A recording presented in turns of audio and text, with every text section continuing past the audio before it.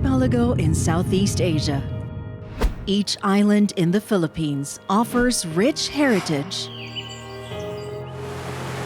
diverse natural resources, unique quality products, and a nation full of warm and hard-working people. Sustainable and resilient infrastructure is crucial for the country to share all these, locally and globally. Forging paths and connecting people are essential to boost economic growth and build a better future.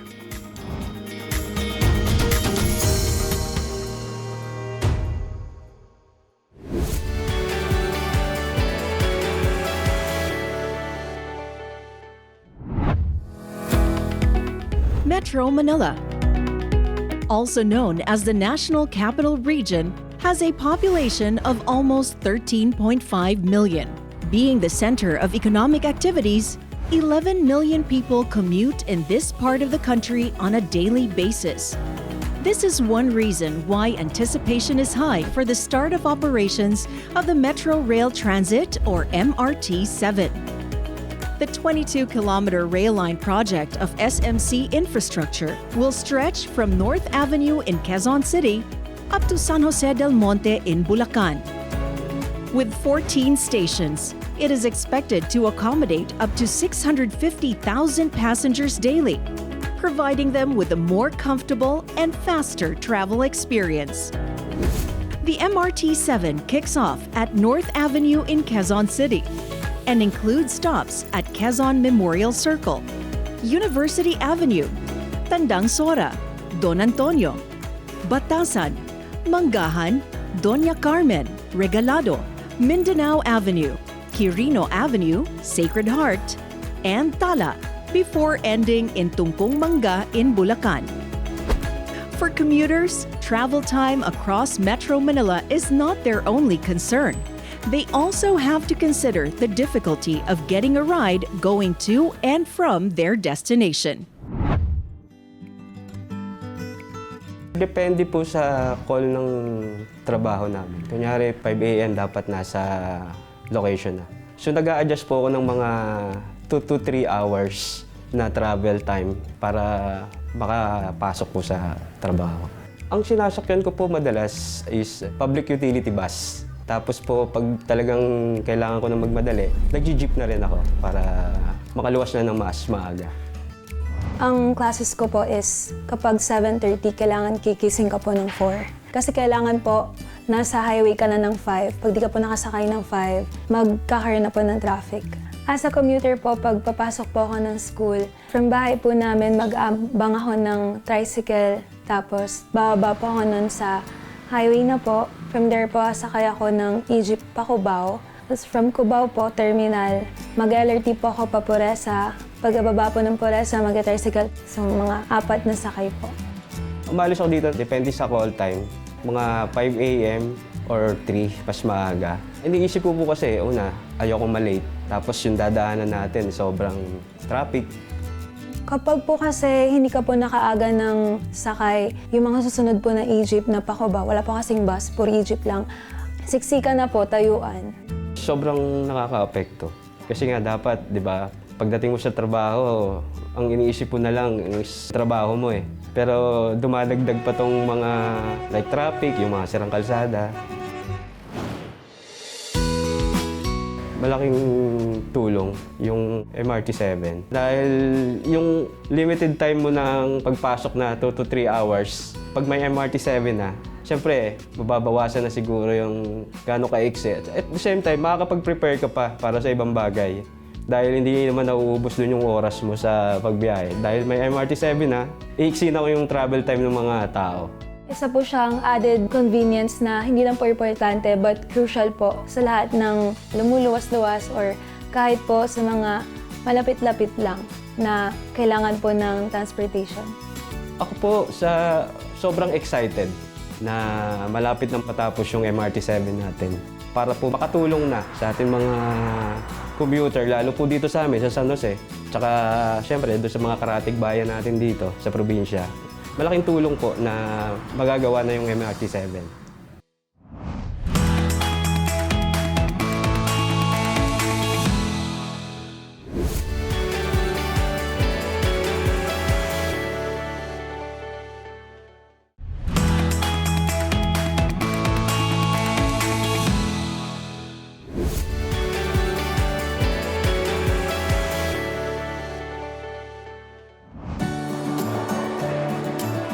Amidst the fast-paced life in the nation's capital, access to places where people can relax and recharge is essential. Green spaces like parks can be a peaceful escape where people can bond with their families and friends or simply reconnect with nature, while museums and heritage houses provide additional learnings about our history and culture. Quezon City is the largest city in Metro Manila. One of the stops of the upcoming rail station is at the Quezon Memorial Circle, where a short distance away, you can find the newly reopened Presidential Car Museum, also known as the Museo ng Pampangulong Sasakyan. Inside the same museum, one can also find the Task Central Hub. Ang Museo ng Pampangulong Sasakyan or the Presidential Car Museum is one of the museums managed by the National Historical Commission of the Philippines or NHCP. So the Presidential Car Museum houses the state vehicles used by our past presidents and other historical vehicles. And the oldest car exhibit nga po na maaaring makita ng ating mga bisita ay isa pong 100 years old na sasakyan, which is the 1924 Packard Single Six Touring na ginamit po ng ating unang Pangulo na si Emilio Aguinaldo. So aside from the presidential vehicles, ang museo rin po ay nagtatampok ng ilang mga sasakyang may historical significance po. So these are the vehicles na hindi po ginamit ng ating mga Pangulo but may kahalagahan po sa ating history. So currently, 16 vintage vehicles po ang makikita natin dito sa ating museo. Pag sinabi po kasi nating car museum, akala po ng mga bisita ay mga kotse lang po ang makikita natin dito. Sa ngayon po, we have 3 galleries po na mabibisita dito sa Presidential Car Museum. The other one is what we call the Philippine Quincentennial Gallery. And the most recent attraction po that the museum features ay yung Task Central Hub. Yung Task Central Hub po ay inisyatiba po ng SMC Infrastructure through the support of the National Historical Commission of the Philippines. And the goal of this gallery nga po is to educate children about proper conduct on the streets and most importantly nga po, road safety. Kaya nga po ito tinawag na Task Central Hub, TASK po, nangangahulugang tamang asal sa kalsada. And through this gallery po, naglalayon nga po kami na ituro sa kanila po yung kung paano ba yung pagtawid sa tamang daanan, yung sa mga road signs, yung pagsunod sa mga batas trapiko, kung ano ba yung nangangahulugan ng mga ilaw sa bawat traffic lights po. So ito po ay isang simulated environment po kung saan may experience ng bata kung paano ba yung mga dapat gawin habang sila ay nasa kalsada po.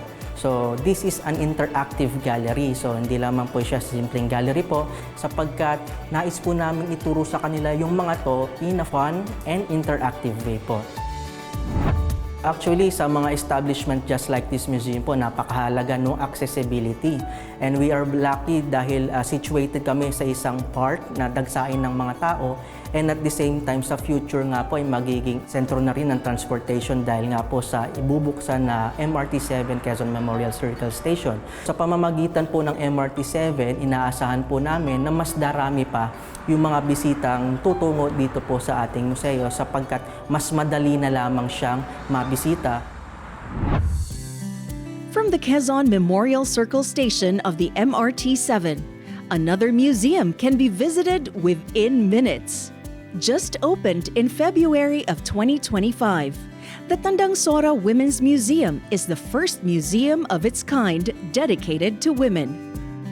Ang Tandang Sora Women's Museum, it is the first museum that features the legacy of women in the Philippines. And first and foremost, it seeks to feature the legacy of Tandang Sora and her heroism. In fact, it is right here in the Tandang Sora Shrine. This actually contextualizes her life and legacy We know that she is part of a community that is still thriving until today, and her story is being narrated through different media such as paintings, storyboards, and also actually the museum features farm implements that are very similar to what she used before, as well as life-size representations of how she looked like and how she dressed like. Since the museum features how women were contributing pre-colonial times to colonial resistance and even until today through modern activism, we are able to bridge the gap of how actually women have been active in their causes. And if a visitor comes here, they are able to relate to women who are even called babaylans back then, or women who were part of the resistance during the revolution in the Philippines. Coming to the museum benefits people of all ages. When you come here, you are able to hear stories that are unique and sometimes even unheard of, and that inspires and informs you how to live your life accordingly. Transportation as an infrastructure is merely a support system of the culture that we have. And let's say MRT-7, ito ay isang physical manifestation na connected ang culture natin. Let's say, Tandang Sora Women's Museum is in Quezon City. It holds history within Quezon City, but at the same time, marami din itong connection sa mga stories na nangyari sa Bulacan o kaya naman sa Manila. Parang nagiging backbone yung transportation na meron tayo or road networks na meron tayo upang mapagtagpi-tagpi yung mga parte na yon ng history. Because the MRT-7 is opening and we're gonna have a station very nearby, we're very excited and thankful for that because definitely the foot traffic will be high. Mas nagiging mabilis at komportable ang pagpunta sa museum. Maliban doon, merong mga tao who are coming from, let's say, Bulacan or coming from Manila or even down south who can now travel to the museum at ease. One of the purposes of museums is to louden the parts of history that are silent, and it offers a space where those stories can thrive. If we have a space like this, we are declaring physically that there is a space to tell the stories of women throughout history. Along Regalado Avenue in Fairview is the entrance to the Mesa Eco Park, a 33-hectare property that fosters biodiversity. The park is just 6 kilometers away from the Regalado station of MRT-7. La Mesa Eco Park is an environmental hub that promotes consciousness among its visitors, knowing that this area is considered to be the last lung of Metro Manila or the last green frontier here in a densely populated metropolitan. La Mesa Eco Park serves as the natural area for environmental consciousness and awareness, and even sustainable tourism or sustainable recreation for the people who visit the area. We are right here now in the activity area where you can enjoy different activities. You would also be able to enjoy the different areas such as the Nipa Hut, the viewing deck, and then of course we have the what we call the punlaan, or the nursery of the area where we can get all the seedlings for our tree nurturing activities.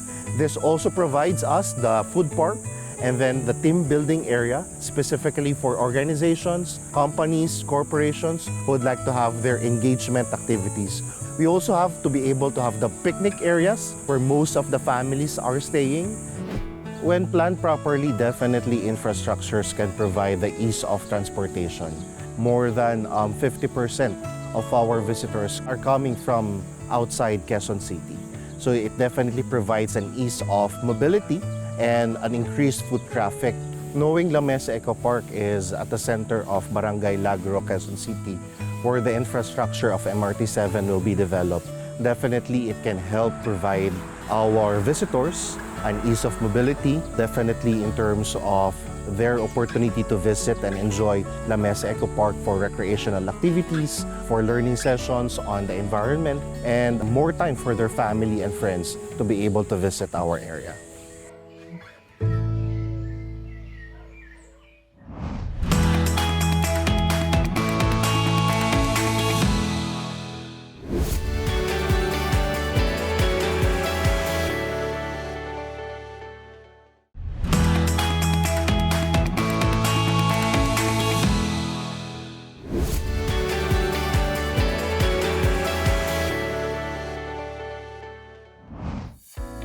From Quezon City, the MRT-7 is planned to reach up to San Jose del Monte, Bulacan, bridging the gap between two of Luzon's most populous areas. The historic and vibrant province is known for its centuries-old churches and beloved sweet treats, among many others.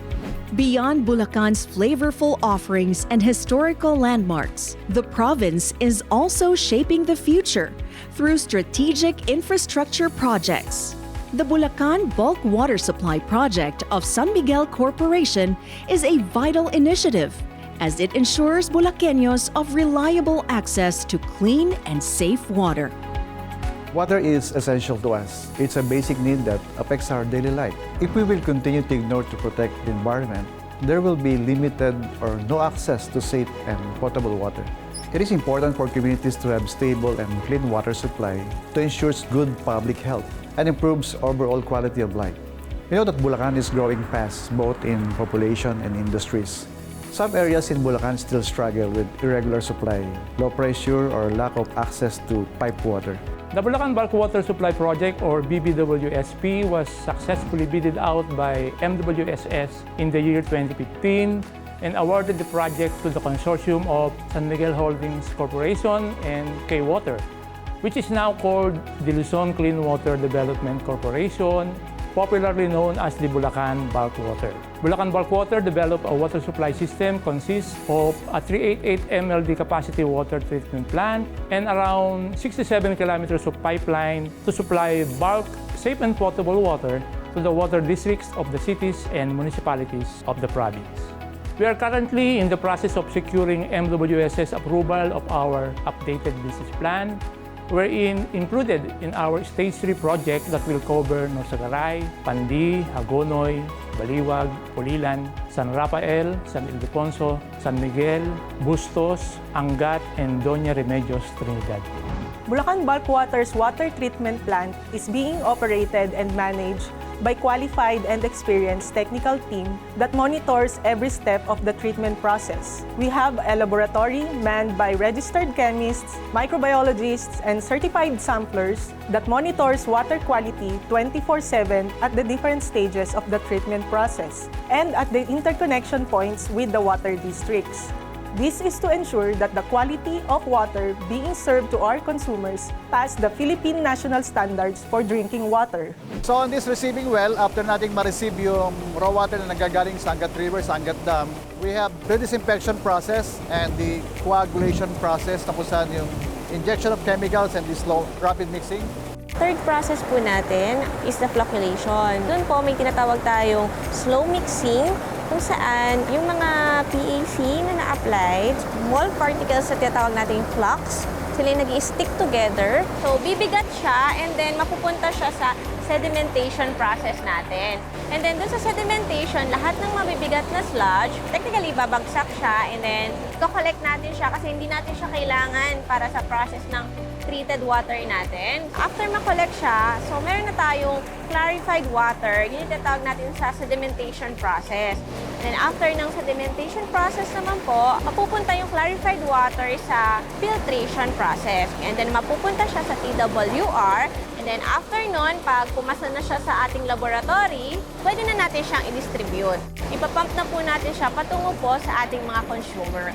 And take note, this is potable and ready na po siyang mainom ng mga tao ng Bulacan.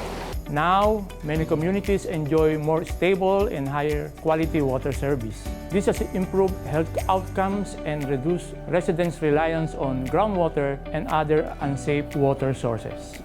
Improved road networks facilitates the construction of additional pipelines and facilities to improve water availability and reliability even to the extremities of the province. Being one of the nearest provinces to Metro Manila, Bulacan is a favorite quick getaway spot for Manileños who want to take a break from the bustle of the city. While in the province, make sure to grab a taste of Bulaqueños' version of Arroz Valenciana, a local favorite similar to paella but with a regional twist. From MRT-7 San Jose del Monte Station, Gringneth Restaurant that serves this must-try delicacy is just about 20 minutes away. Nag-start ng Balenciana since 1990 pa, yung biyanan ko talaga. Isa kami sa pinaka-nauna na nagtayo ng Balenciana dito sa Bulacan, San Jose del Monte. Tapos nagkasunod-sunod na. Isa rin kami sa talagang existing pa hanggang ngayon at talagang tinatangkilik yung aming Balenciana. Pag Balenciana po yung pinag-uusapan, talagang calz dapat ang ginagamit kasi yun talaga ang alam na manok na ginagamit. Kasi ngayon, ang ginagamit na nila yung iba, 45 days na manok kasi since madali talagang lutuin, saglit lang. Pero kami talagang simula una hanggang ngayon, calz pa rin kasi nga yun talaga yung mas malasa. Magluluto po ako ngayon ng pinagmamalaki namin na Balenciana ng Bulacan, San Jose po. Ito po yung ating ingredients, bawang, sibuyas, mantika, asin, bechin, paminta, at swete po, bell pepper, oyster, tsaka po cheese. Hindi po mawawala syempre yung manok natin. Pag medyo mainit na po, isusunod po natin yung ating bawang. Sunod po natin yung ating sibuyas po. Haluin lang po natin. Then pagka po medyo naluto na, isusunod po natin yung manok. Tapos po nito, yung manok, isusunod na po natin yung atsuete. Ito po yung pampakulay. Kailangan po niluluto din siya ng matagal kasi po, mapait po siya pagka po hindi siya naluto. Sunod po natin yung asin. Tapos po bechin po.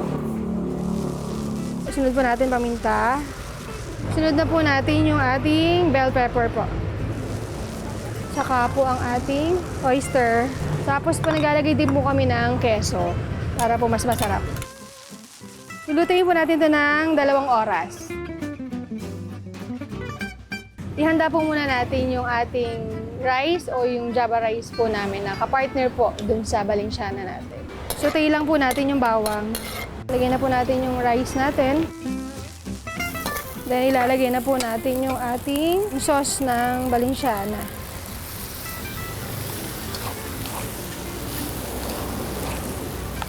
Lagyan na po natin siya ng asin. Saka lagyan po natin ng kinchay or pwede po dahon ng sibuyas para po may kulay.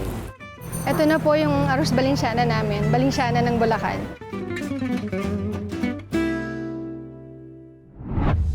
May mga suki na rin kami eh. Tapos merong mga bago, siguro naririnig lang nila, lalo na especially pag mga dayo. Curious silang malaman kung ano yung Balenciana. So yun yung in-order nila kasi nga meron tayong Balenciana na single, double, yan mix, may barbecue. Pag natikman naman nila, bumabalik naman. Tsaka siguro sa dami na rin na nagtayo ng Balencianahan dito, masasabi ko naman na isa kami sa talagang binabalikan pagdating sa Balenciana. Katulad niyan, yung paggawa ng mga mabibilis na daan papunta dito sa atin kasi mas maraming customer na makakarating, mas maraming makakatikim nung ating Balenciana, hindi lang dito sa paligid na medyo malapit-lapit pa, yung mga malalayo lalo, ma-experience nila yung ating mga pinagmamalaki ng Bulacan. Para sa akin, sa panahon ngayon, mahalaga yan. Kasi syempre, bukod sa tipid ka na sa gasolina, tipid sa oras na makakarating ka rito, na siguro kahit may sasakyan ka na, hindi ka naman kasasakyan kasi nga kung may MRT na, mura pa, wala nang gasolina, tapos mapupuntahan mo pa ng mas mabilis yung mga tourist spot or yung mga gusto mong puntahan na kainan, pasyalan, lalo na dito sa Bulacan, lalo na yung malalayo na hindi naman makarating nga. Pag natayo yung MRT, madali na nilang mapupuntahan, madali na nilang matitikman yung mga pagkain na gusto nilang kainin. Mas nadami yung possible na customer. Hindi lang yung mga dito sa paligid, yung medyo malalapit. Tsaka yung may mga sasakyan lang na malalayo ang makakarating eh. Kasi madadayo na kayo ng mga ibang customer. Siyempre, iba magkukwentuhan yan. O madali na magpunta. Ganito lang yung pamasahe, MRT, ayun na. Kahit araw-araw kong pumunta, kaya mo na eh. Kasi nga tipid. Quezon City and Bulacan are two of the biggest places in Luzon. With reliable and efficient modes of transportation, traveling between these areas can become less tiresome and stressful. The start of operations of the MRT-7 before the end of 2025 is a significant step towards a more convenient and commuter-friendly future.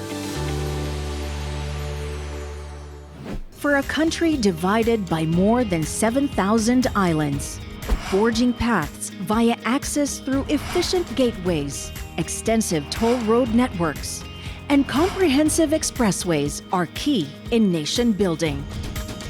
These strengthen connectivity of people within the islands and across the globe. The Philippines finds a partner in SMC infrastructure in making all these a reality that aims to create more opportunities for all Filipinos.